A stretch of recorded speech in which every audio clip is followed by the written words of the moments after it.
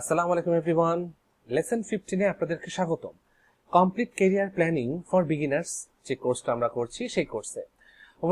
এতক্ষণে আপনারা সিভি দেখেছেন, রেজুমে দেখেছেন, কভার লেটার দেখেছেন। এই সব জিনিসগুলো ইম্পর্টেন্ট এবং আপনাদের মনে হতে পারে যে এর সাথে ক্যারিয়ারের সম্পর্ক কি। হ্যাঁ, ক্যারিয়ারের সম্পর্ক অবশ্যই আছে, কারণ ওই যে বলেছিলাম যে জব আর ক্যারিয়ারের মধ্যে পার্থক্যর মধ্যে বা দুটোর মধ্যে রিলেশনশিপের জন্য আমরা যা যা পয়েন্টস দেখেছিলাম সেটা হচ্ছে যে আপনার কেরিয়ারটা তখনই সাকসেসফুল হবে যদি আপনার জব লাইফটা ভালো যায়।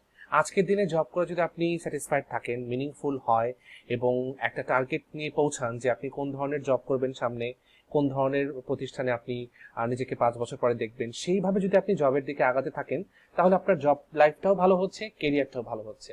আর এই জিনিসগুলোর জন্যই দরকার হচ্ছে প্রিপারেশন এবং কিছু টিপস ফলো করা। আর সেগুলোই হচ্ছে আমরা শিখছি এইভাবে কভার লেটারের মাধ্যমে, এইভাবে সিভি তৈরির মাধ্যমে সেই জিনিসগুলো। সো রিলেশনশিপটা বা হচ্ছে লিঙ্ক আপটা আপনাদের জন্য আরেকবার বলে দিলাম যে আমরা যা টার্গেটটা আমাদের যেটা যে একটা ভালো কেরিয়ার প্ল্যানিং করা বা জবের জন্য নিজেকে সুইটেবল বানানো, তো সেটার সাথে কেরিয়ার প্ল্যানিং এবং এই টপিকগুলো, সিঙ্গেল টপিকগুলো কেন প্রয়োজন সেই রিলেশনশিপটা আরেকবার ভালো করে বুঝিয়ে দিলাম আপনাদেরকে, যেন মনে থাকে যে এটা কেন পড়ছি বা এটা কেন করছি বা এটা কেন দরকার। ভালো করে যদি কভার লেটার লিখতে না পারি তাহলে ভালো জব হওয়ার সম্ভাবনা কম, রিক্রুটার আমার সম্পর্কে জানার পসিবিলিটি কম। আমার মনে পড়ে আমি সিভিতে কিছু যখন ওই যে কিউরিয়াসিটি স্ট্রেংথ দিয়েছিলাম, তো আমার যখন আমি ওই লেকচারের জন্য ওই সিলেক্টেড হই, ওই বোর্ডে অনেকেই প্রেস করছিল আমার সিভিটা সম্পর্কে, যে আমার কথাবার্তাগুলো ইউনিক ছিল এবং আমি যে যে কথা বলেছিলাম সেটা তারা তখন বলছিল। মানে আই ফেল সো হ্যাপি যে এটাই তো হওয়ার কথা। ইভেন এখনো আমি যদি কোনো কন্টেন্ট রাইটিং এ বা কোনো পার্ট টাইম জবের জন্য কোথাও অ্যাপ্লাই করি, আমি যখন সিভি দেই সেই সিভিতে কি লেখা আছে, কি কাজ করেছি, এগুলো দেখে তারা ওই ইন্টারভিউ বোর্ডে আমার সাথে কথা বলে। তখন আমার খুব ভালো লাগে যে তারা সবকিছু নোটিস করে। আসলে একজন মানুষ যখন একটা যত্ন করে তার সিভি পাঠাচ্ছে, সেই সিভিতে সে কি লিখছে না লিখছে, রিক্রুটাররা যখন এটা পড়ে, তারা যখন জানে, বোঝে এবং সেটা নিয়ে কথা বলে আপনার সাথে ইন্টারভিউ বোর্ডে, এর চেয়ে আনন্দের আর কিছু হয় না। এর মানে আপনার ইফোর্টটা সাকসেসফুল হলো। কয়জন পায় বলেন এই সুযোগটা?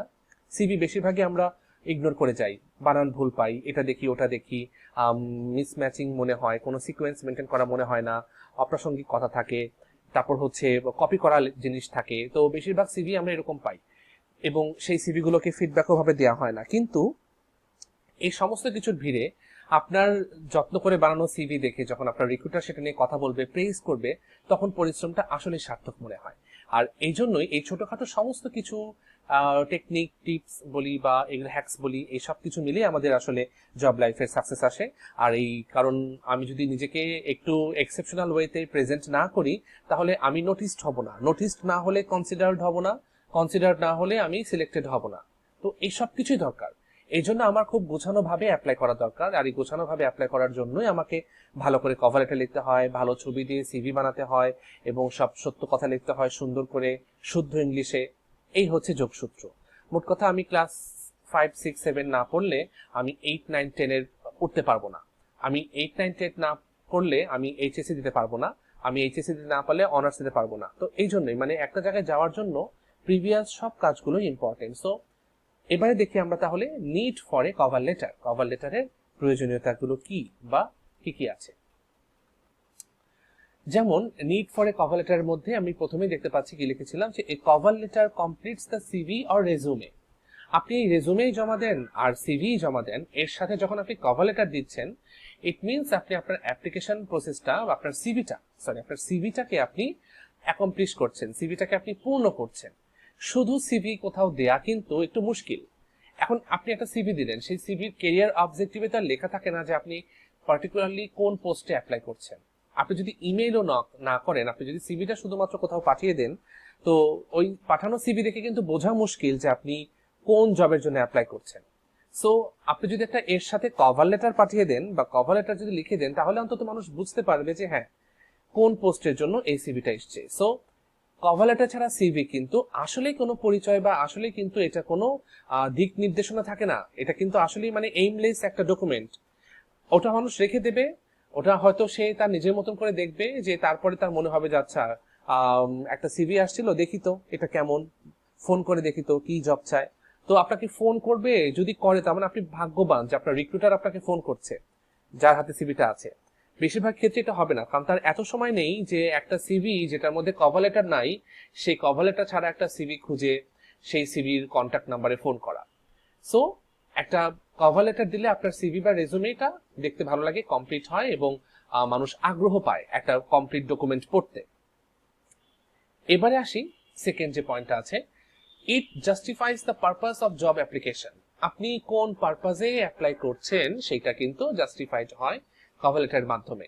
অনেক সময় সিভি দিয়ে আমরা যে বন্ধু চেয়েছে, সবাই দিচ্ছে, অমুক পরিচিত আছে তার কাছে সিভি দিচ্ছি, ওই সিভিতে কিন্তু কোনোভাবে জাস্টিফাইড হয় না। কারণ সিভি যারা নেয় বা যারা বলে যে সিভি জমা দিও, আমি দেখবো নি, তারপরে কোথাও হলে তোমাকে আমি জানাবো, যারা এইভাবে সিভি নেয় তারা এত সিভি নেয়, তাদের কাছে এত সিভি থাকে যে আসলে তাদের পক্ষে এই জিনিসগুলো সর্ট করা খুবই মুশকিল, যে কোন সিভি কোন জবের জন্য এসছিল, কোন সিভির পারপাসটা কি, এটা তারা শেষ মুহূর্তে এত করতে চাইবে না। কারণ সিভির তো অভাব নেই, জব সিকারের অভাব নেই, অভাব আছে কি যে জবের অভাব আছে। সো ওইভাবে মাথায় রেখে নিজেকে এই কভার লেটারটা লিখতে হয়।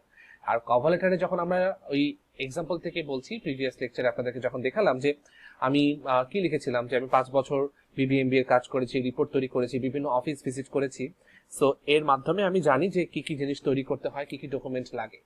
তো এই কথাটা যে বলার সুযোগ পাচ্ছি আমি, এর মাধ্যমে কিন্তু আমার রিক্রুটার কনভিন্সড কিছুটা হলেও হচ্ছে যে না, সে যে কথাগুলো লিখছে সত্যি কথাগুলো লিখেছে এবং প্র্যাকটিক্যাল কথা লিখেছে।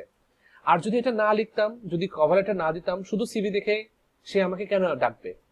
সিভি তো একটা মানে মানে কি বলবো, ওটাতে হচ্ছে তো কোনো প্রাণ নেই, ওটাতে হচ্ছে কথাবার্তাগুলো লেখার সুযোগ নেই, একটা কমপ্লিট সেন্টেন্স বলার সুযোগ নেই, আপনি কিসে ভালো না ভালো ওখানে আমরা খুব কি পয়েন্টে বুলেট দিয়ে সংক্ষিপ্ত আকারে লিখি। বাট ওই লেখাটা যে আপনার জীবন ঘনিষ্ঠ, বা ওই লেখাটার যে পয়েন্টস গুলো আছে, স্ট্রেংথ গুলো আছে, সেটা আপনি অনেক যত্ন করে লালন করেন, সেটা একমাত্র কভার লেটারের মাধ্যমে সম্ভব। সো জব অ্যাপ্লিকেশনের উদ্দেশ্য, পারপাসটাও ফুলফিল হয় কভার লেটারের মাধ্যমে। 3 নম্বরে দেখুন কি বলা আছে, it proves the sincerity of the job applicant. হ্যাঁ, আপনি যে একজন সিনসিয়ার জব অ্যাপ্লিকেন্ট, আপনি যে মনোযোগ দিয়ে এই অ্যাপ্লিকেশন প্রসেসের মধ্যে পার্টিসিপেশন করেছেন, আপনি যে সুন্দর করে একটা খাম বানিয়েছেন, বা আপনি যদি হার্ড কপি দিয়ে রাখেন, সেই ক্ষেত্রে একটা এনভেলপ, সেখানে আপনি সিভি দিচ্ছেন, সিভির সাথে ছবি, ছবির সাথে আপনার হচ্ছে তারপরে সিভি শেষে আপনার কিছু সার্টিফিকেটের ফটোকপি, আর সবার আগে একটা কভার লেটার অ্যাটাচ করে দিচ্ছেন, এবং কভার লেটারে আপনার সিগনেচার এবং সিভির শেষ পেজেও আপনার সিগনেচার আছে। এর মানে এটাই যে আপনি একজন যত্নবান জব সিকার বা জব অ্যাপ্লিকেন্ট আপনি। তো এটা যখন রিক্রুটাররা বুঝতে পারে, তাদের কাছে ডেফিনেটলি ভালো লাগে। হ্যাঁ, এটা করলেই যে আপনাকে একদম ডাকবে তা না, এই কাজটা তো অনেকেই করবে, আবার অনেকেই করবে না, আবার অনেকেই খামের উপরে খুব দায়সারা ভাবে লিখে, এটাও ভালো না। লেখাটা উচিত খুব সুন্দর করে শুরুতেই, যেন আপনার ফার্স্ট ইমপ্রেশনটাই তাদের ভালো হয়, যে আপনার ওই খামটা ছিঁড়বে বা ওটা আপনার ওই ওপেন করে ভেতর থেকে আপনার সিভিটা বের করবে, তার যেন একটা প্লিজিং এক্সপিরিয়েন্স থাকে, যে সুন্দর কালি দিয়ে সুন্দর ভাষায় ডিসেন্ট ওয়েতে লিখেছেন, বানানগুলো সব ঠিক আছে, কাটাকাটি করেননি, এবড়ো থেবড়ো ভাবে লিখেননি, সুন্দর করে লিখেছেন সবসময়, যে টু, ফ্রম, এবং উপরে লেখা আছে যে কোন পোস্টের জন্য। তো ভালো হাতের লেখা হলে, পরিষ্কার পরিচ্ছন্ন ভাবে লিখলে, কমপ্লিট একটা প্যাকেজ গেলে, সেটা নিয়ে খুলতে, সেটা দেখতে, সেটাকে শর্টলিস্ট করতেও কিন্তু এইচআর এর ভালো লাগে।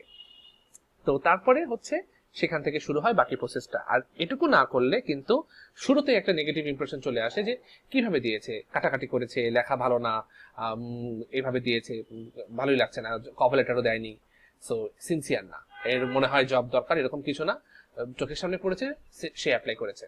সো আপনার পুরো প্রসেসটা সম্পর্কে ধারণা তৈরি হয় যারা সিভি যাচাই বাছাই করবে, এইচআর লোকজন, তাদের। সো এই জন্য খুব যত্ন করে কমপ্লিট প্রসেসে অ্যাপ্লাই করা জরুরি। এরপরে প্রয়োজনটা দেখি কি, it works as an initial screening tool also.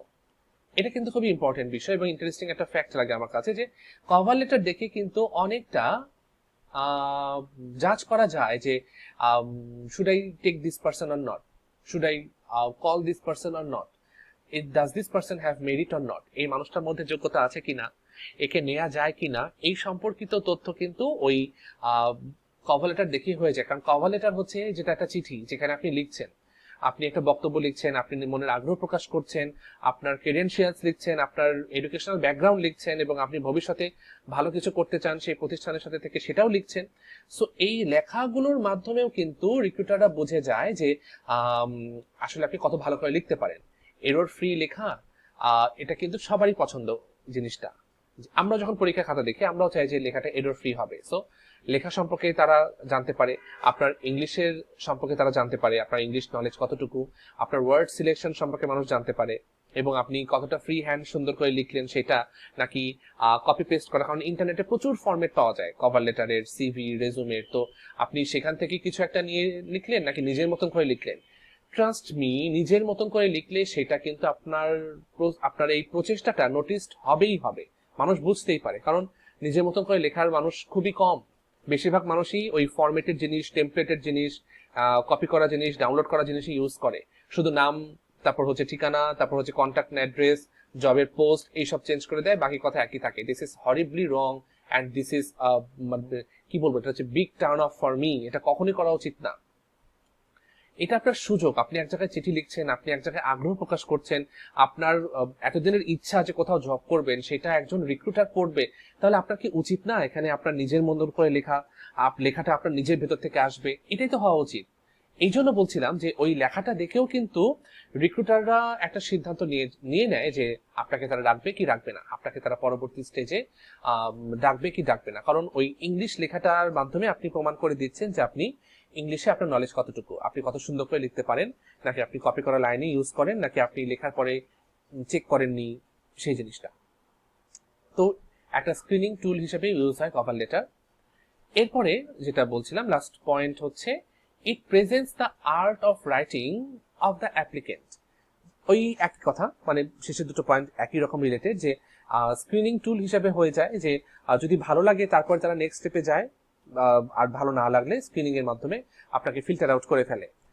আর এটাও সত্যি যে আর্ট অফ রাইটিং, আপনার লেখার আর্ট কেমন, আপনার লেখার ধরন কেমন, আপনি কি খুব স্ট্রেট কাট লিখেন, নাকি আপনি একটু আবেগ দিয়ে লিখেন, আপনি কি এরর ফ্রি লিখেন, নাকি আপনার এরর থাকে, আপনি কি শর্ট সেন্টেন্স লিখেন, নাকি আপনি লং সেন্টেন্স লিখেন, এই জিনিসটাও কিন্তু বোঝা যায় কভার লেটার পড়ে। সো আপনার লেখার আর্ট সম্পর্কেও কিন্তু রিক্রুটাররা জেনে যাচ্ছে। সো একটা কভার লেটারের মাধ্যমে আপনি আপনার ভিন্ন যোগ্যতার একটা পরীক্ষা দিয়ে দিলেন। সবচেয়ে বড় কথা হচ্ছে এটাই যে সিভিতে তো কথাবার্তা লেখা থাকে, ওখানে তো যেটা বলছিলাম যে কোনো সেন্টেন্স থাকে না, আমরা কি পার্টটা বুলেটেড পয়েন্টের মাধ্যমে লিখে রাখি, ওভাবেই আমরা দেওয়ার চেষ্টা করি যে কি কি করেছি সেটা। ওখানে তো বলতে পারি না যে আমি এই কাজটা, এই চাকরিটা চাচ্ছি, বা আমি এই চাকরিতে সুইটেবল। এই কথাগুলো লেখার জন্যই তো কভার লেটার। সো কভার লেটারের মাধ্যমে ক্যান্ডিডেট সম্পর্কে একটা প্র্যাকটিক্যাল ধারণা শুরুতেই হয়ে যায়। যদি জব অ্যাপ্লিকেন্ট নিজের ভাষায় সুন্দর করে লেখে তাহলে খুব খুশি হয় তারা যে অরিজিনাল একটা জিনিস পেয়েছে। আর যদি সেই ক্ষেত্রে অরিজিনাল না হয়, কপিড হয়, সেটাও তারা বুঝতে পারে, তখন গুরুত্ব একটু কমে যায় যে একটা কভার লেটার দিয়ে, একটা সিভি দিয়ে একটা জব ক্যান্ডিডেট, একজন জব সিকার একটা পোস্টের জন্য অ্যাপ্লাই করছে, সেখানেও সেই কপি করা ল্যাঙ্গুয়েজ ইউজ করেছে। সো সেখানে আপনার একটা স্ক্রিনিং হয়ে গেল, আপনার প্রতি তাদের ধারণা পাল্টে গেল। হয়তো আপনার সিভিতে ভালো কিছু না থাকলে বা অ্যাভারেজ হলেও হয়তো বা তারা নাও ডাকতে পারে, কারণ তাদের প্রথমেই ইমপ্রেশনটা খারাপ হয়ে গেছে। সো এটাই বলা হচ্ছে যে আপনার সিনসিয়ারিটি প্রমাণ পায়, আপনি যে একজন সিনসিয়ার পার্সন, কভার লেটার লিখতে মিস করেননি, কভার লেটারের ফরম্যাটটা মাথায় রেখে লিখেছেন, যে প্রথমে নিজের সম্পর্কে বলেছেন, এডুকেশনাল ব্যাকগ্রাউন্ড দিয়েছেন, এই জবে কেন অ্যাপ্লাই করছেন, কেন আপনার মনে হয় যেটা আপনি ভালো পারবেন সেটা লিখেছেন, এবং আপনাকে সুযোগ দিলে যে আপনি প্রতিষ্ঠানের জন্য একটা বেটার অ্যাসেট হবেন সেটাও লিখেছেন। এই লেখার মাধ্যমে আপনি নিজেকে সিনসিয়ার হিসেবে প্রমাণ করলেন। আর একই সাথে কভার লেটার ছাড়া কিন্তু ওই শুধু সিভি একটা কমপ্লিটনেস দেয় না, কমপ্লিট সেন্সটা আসে না। সো আপনার ওই সিভির সাথে কভার লেটার অ্যাড করে আপনি পুরো অ্যাপ্লিকেশন প্রসেসটাকে একটা কমপ্লিটনেসের ফিলিং দিচ্ছেন। সো এই ছিল মোটামুটি যে কভার লেটারের প্রয়োজনীয়তা। খেয়াল রাখবেন, শুধু বলি যে কেউ যদি বলে আপনাকে, কোনো রিক্রুটার বা আপনার কোনো পরিচিত কেউ যদি বলে যে তোমার সিভিটা পাঠিয়ে দিও, তোমার সিভি পাঠিয়ে দিও, কভার লেটার লাগবে না, বা কেউ যদি বলেও থাকে যে শুধু সিভিটা পাঠালেই হবে, আর তখন যদি আপনি জিজ্ঞাসা করেন যে কভার লেটার পাঠাবো, সে যদি বলে যে না, কভার লেটার দরকার নেই, সিভি পাঠালেই হবে, শুধুমাত্র সেই ক্ষেত্রেই সিভি পাঠাবেন। এছাড়া আপনি যদি জানেন যে কোন পোস্টে অ্যাপ্লাই করছেন, কোথায় অ্যাপ্লাই করছেন, এবং জব পোস্টটা আপনার চোখের সামনে এসেছিল, আপনি ওয়েবসাইটে দেখেছেন বা ফেসবুকে দেখেছেন, সেক্ষেত্রে অবশ্যই কভার লেটার ইউজ করবেন। শুধুমাত্র যে ক্ষেত্রে রিক্রুটার বা আপনার পরিচিত মানুষ বলবে যে কভার লেটার লাগবে না, শুধু সিভি দিও, তাতেই চলবে, শুধুমাত্র সেই ক্ষেত্রেই কভার লেটার ছাড়া সিভি পাঠাবেন। এছাড়া সমস্ত ক্ষেত্রে, স্পেশালি যে ক্ষেত্রে আপনি জানেন যে নিয়োগ বিজ্ঞপ্তিটা কবে এসেছিল এবং কোথায় পাবলিশ হয়েছিল, সেই জিনিসগুলো উল্লেখ করে আপনি কভার লেটার লিখবেন। ম্যাক্সিমাম ক্ষেত্রে লিখবেন, শুধু এক জায়গায় লিখবেন না যেখানে তারা বলবে যে কভার লেটার না হলেও চলবে। ঠিক আছে? সো এভাবেই আপনি কভার লেটার সিভি বানিয়ে নিজেকে সিনসিয়ার জব সিকার হিসেবে রিক্রুটারদের কাছে প্রেজেন্ট করতে পারেন। ঠিক আছে, দেখা হবে ইনশাল্লাহ নেক্সট লেসনে।